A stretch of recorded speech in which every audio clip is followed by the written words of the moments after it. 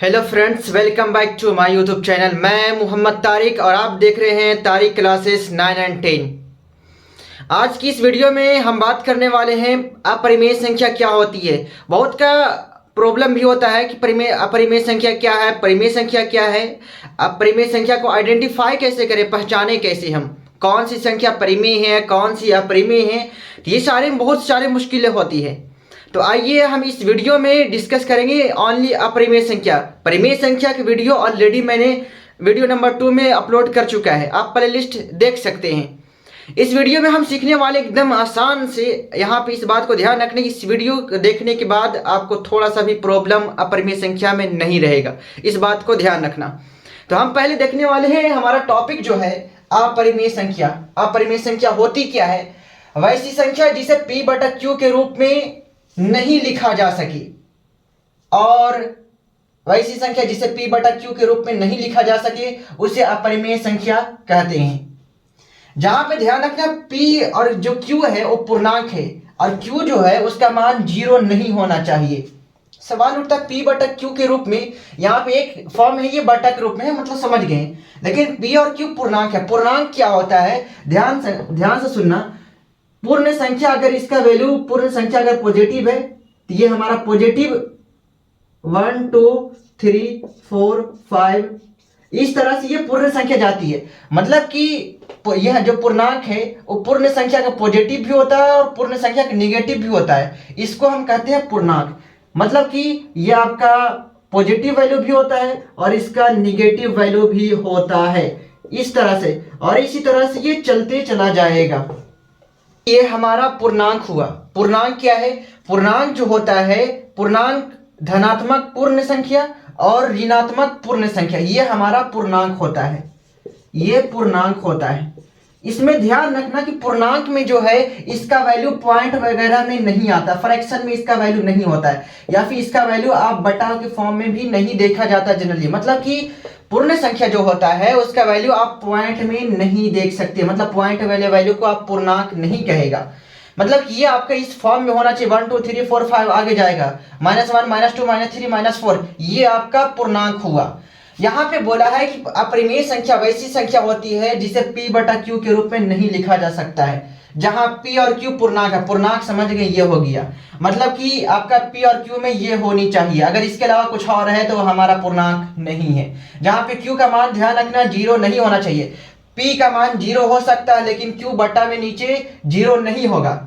अब यहाँ पे कुछ एग्जांपल दिए हैं, √2 √3 -√3/2 -√2/5 इत्यादि। ये सारी परिमेय संख्या कैसे? अगर मैं पहला देखूं √2, ये कैसे हमारा अपरिमेय संख्या हुआ? इसका शर्त है p/q। अगर मैं इसको देखूं तो ये हमारा p/q के फॉर्म में है। लेकिन तुम ये देखो कि p और q जो है वो पूर्णांक है। आप बताओ कि जो रूट है, √2 का मान रखेगा 1 पॉइंट समथिंग आएगा, क्या ये p का जो मान है क्या √2 आता है पूर्णांक में? देखो तो √2 है कहीं नहीं, मतलब कि p जो है पूर्णांक है ही नहीं। जब पूर्णांक है ही नहीं तो अपरिमेय संख्या होगा नहीं। मतलब कि ये कैसी संख्या है? अपरिमेय संख्या। यहाँ पे अगर दूसरा एग्जांपल देखिए हम √3 की, √3 यहाँ पे अगर बात करें, बटा के नीचे कुछ नहीं तो 1 रहता है। इसको हम देखें तो ऊपर वाले वैल्यू हमारा p है, नीचे वाला q है, ऐसे हम मान लिए। लेकिन p का जो शर्त है वो पूर्णांक होनी चाहिए। अब बताओ ये √3 इस संख्या में आया पूर्णांक में कोई? जब संख्या में पूर्णांक में √3 है ये नहीं, इसका वैल्यू रखेगा, इसका पॉइंट में समथिंग आएगा कुछ, लेकिन इसका वैल्यू तो पॉइंट में होता नहीं। मतलब कि p का जो वैल्यू है वो सेटिस्फाई नहीं है, मतलब पूर्णांक नहीं है। जब पूर्णांक है ही नहीं तो आपका अपरिमेय संख्या होगा। अगर ये पूर्णांक होता, जैसे अगर मान लिया जाए कि अगर मैं लिखता 2/3, अब यहां पर देखो, ये अगर देखिए ये p/q है, ठीक है मान लेते हैं, लेकिन ये देखते हैं ये परिमेय संख्या या फिर अपरिमेय संख्या।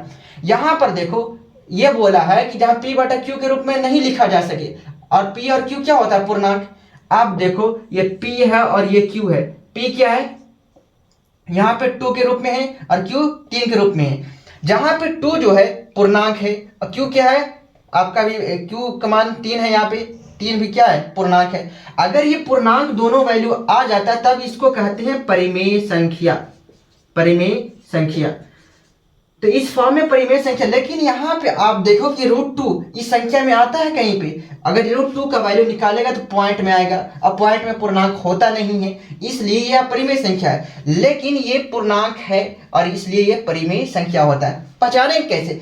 जनरली ध्यान रखना कि जिसका रूट नहीं निकलता है, मतलब कि अगर बात करें हम, अगर बोल दे कि √4 ये परिमेय संख्या या अपरिमेय संख्या, लेकिन जनरली ध्यान रखना कि रूट वाला जो होता है वो जनरली अपरिमेय संख्या होता है। लेकिन ध्यान रखें इस बात को, वहां पे सम संख्या वाला होगा, मतलब कि जिसका रूट निकल जाता है। जैसे 4 का रूट निकल जाता है तो ये निकल गया, तो ये निकल जाता है, ये परिमेय संख्या। लेकिन अगर तुम 3 का निकालेगा तो इसका वैल्यू पॉइंट में आएगा, लेकिन 2 पॉइंट में नहीं। मतलब कि जिसका वैल्यू रूट वाला का पॉइंट में नहीं निकलता है, मतलब कि जिसका वैल्यू पॉइंट में नहीं होता है, सिंपल फॉर्म में होता है, वो परिमेय संख्या है। लेकिन जिसका वैल्यू पॉइंट में होता है तो वो हमारा अपरिमेय संख्या है। यहाँ पे एक और एग्जांपल है हमारा, एक आता है बिहार बोर्ड एग्जाम में कई बार पूछा हुआ कि पाई कैसी संख्या है। ये वाले पॉइंट का जरूर ध्यान रखना, बहुत ही इंपॉर्टेंट होता है। पाई कैसी संख्या है, परिमेय संख्या तो या फिर अपरिमेय संख्या? तो ध्यान रखना पाई जो होता है अपरिमेय संख्या। क्यों? क्योंकि इसका मान जो होता है 3.14 समथिंग, इसी तरह से ये बढ़ते जाता है। कभी कभी हम लोग इस्तेमाल करते हैं कैलकुलेशन इजी 22/7। अगर ऐसे सिर्फ दिखे 22/7, सिर्फ 22/7 ले तो ये हमारा परिमेय संख्या दिख रहा है। लेकिन इसका पाई का मान ये इसलिए लेते हैं ताकि कैलकुलेशन हमारा आसान हो। लेकिन पाई का मान ये इस फॉर्म में होता है। अब बताओ, यहाँ पे मान लिया जाए पाई का मान इतना है 3/1/4, और मान लिया जाए बटा में 1 ले लेते हैं। अब बताओ, ऊपर वाला p है, नीचे वाला q है। ठीक है, q का मान 0 नहीं होना चाहिए, 0 भी नहीं है। लेकिन 3.14 ये क्या पूर्णांक है? देखने में लगे है ही नहीं रहा पूर्णांक है। क्यों? क्योंकि 3 आपका डायरेक्ट मान होना चाहिए या फिर 4 डायरेक्ट मान होना चाहिए, पॉइंट में नहीं होना चाहिए। मतलब कि अगर पॉइंट में दिख जाए वो पूर्णांक नहीं है। जब पूर्णांक है ही नहीं तो परिमेय संख्या नहीं है। मतलब परिमेय संख्या नहीं है तो ये कैसी संख्या हुआ? अपरिमेय संख्या हुआ। तो इस तरह से हम देखते हैं। और बाकी उम्मीद है कि आपको इस वीडियो में कन्फ्यूजन नहीं होगा अपरिमेय संख्या का। अगर परिमेय संख्या में है तो आप पिछले वीडियो देख सकते हैं। और आप ध्यान से बस पढ़ाई करते रहें और वीडियो में बने रहें। फिर मिलते हैं नेक्स्ट वीडियो में।